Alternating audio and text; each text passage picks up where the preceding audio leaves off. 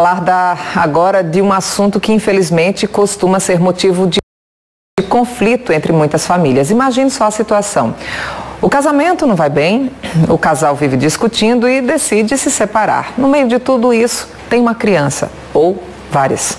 Em alguns casos, pode haver o que a justiça chama de alienação parental, que é quando o filho passa a desprezar o pai ou a mãe por influência de um dos dois. Faz um mal danado para a criança e para toda a família. E é sobre isso que a gente vai conversar agora com a repórter Cassione Gomes. Cassione, a gente quer saber detalhes do que a justiça pode fazer quando descobre que houve alienação parental, que a criança está sendo influenciada ou pelo pai ou pela mãe. Bom dia, Meire. Bom dia a todos. Olha, a justiça pode ter várias alternativas, desde uma advertência até retirar o poder de quem detém a guarda do menor. E essa alienação parental não é só dos pais em relação um ao outro, não. Conversando aqui com o doutor Clicério Bezerra, que é juiz da primeira vara de família, ele diz que é qualquer pessoa que detenha a guarda do menor. Pode ser uma avó, pode ser um outro parente. E quem também não tem a guarda, mas convive, tem interesse na separação, na não convivência, não é isso, doutor, do casal ou com a criança, também pode ser uma pessoa que comete a alienação parental, não é isso? Bom dia. Bom dia, Cassione. Primeiramente, eu quero registrar que a alienação parental eu considero uma das mais graves violências que se podem ser praticadas contra a criança, né? Porque atinge diretamente o estado psíquico e emocional dela. E a alienação parental, ela se caracteriza por um processo, que pode ser, como você já falou, pelaquela pessoa que detém a guarda ou não, com o propósito de afastar o outro genitor da convivência do filho. E com isso ele cria uma imagem depreciativa do outro, ele cria fatos, como por exemplo, muda de residência para afastar o filho do convívio do pai, sempre faz programações nos dias e horários de visita do pai. E o que é mais grave, que tem acontecido com uma certa frequência, pelo menos eu tenho percebido, que são as falsas denúncias de abuso sexual. Abuso sexual, então é mais sério do que muita gente pensa, doutor. Eu acho que esse é o tipo de alienação, o comportamento do alienador mais grave em relação à prática desse tipo de conduta. Como é que o juiz vai observar essas provas? Como é que isso vai ser feito? Que provas são essas, né? Porque uma denúncia de abuso sexual é muito grave, né? São várias situações, mas essa, de fato, é muito grave.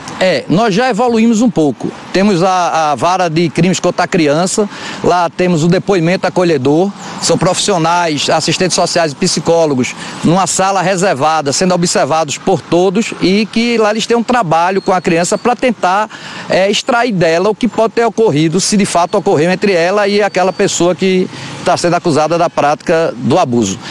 E se nós detectarmos no curso de qualquer processo, divórcio, guarda, seja ele qual for, indícios de alienação parental, por essa prática de abuso, de falsa denúncia de abuso ou por outro qualquer, nós temos a obrigação de ofício ou a requerimento do Ministério Público ou da parte de instaurar um incidente de alienação parental. O ofício quer dizer por conta própria, né? Isso, doutor? Por conta própria, se no decorrer aí da ação verificar que isso acontece. Agora a Meire quer fazer uma pergunta para o senhor. Meire?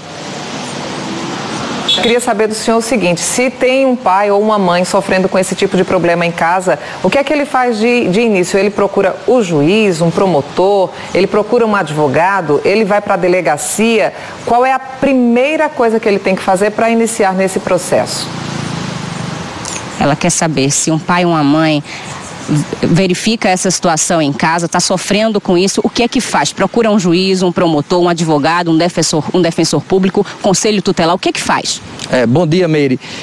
O primeiro passo é procurar um advogado, se tiver condições, recursos para tanto, ou um defensor público, que esse aí ingressará com a medida judicial cabível, o juiz irá receber aquele processo, havendo indícios da alienação parental, irá tomar as medidas imediatas, por isso que é bom que, se for possível, que não é muito comum, tiver provas, apresentar as provas e provavelmente, com certeza o juiz vai mandar que aquele caso seja estudado por uma equipe interdisciplinar, por uma equipe do CAP, que é o Centro de Apoio Psicossocial. Psicólogos, assistentes sociais vão analisar aquele caso e a lei dispõe dispõe que eles têm 90 dias para concluir esse estudo. Que tem que ser rápido, né? Que envolve criança. Tem que ser muito rápido, porque se de fato, por exemplo, nesse caso de abuso, denúncia de abuso sexual, se você não conclui rápido, se tiver ocorrendo o abuso, você está causando prejuízo. E se não estiver ocorrendo, você está causando prejuízo do mesmo jeito. Então tem que ser muito célere esse tipo de processo.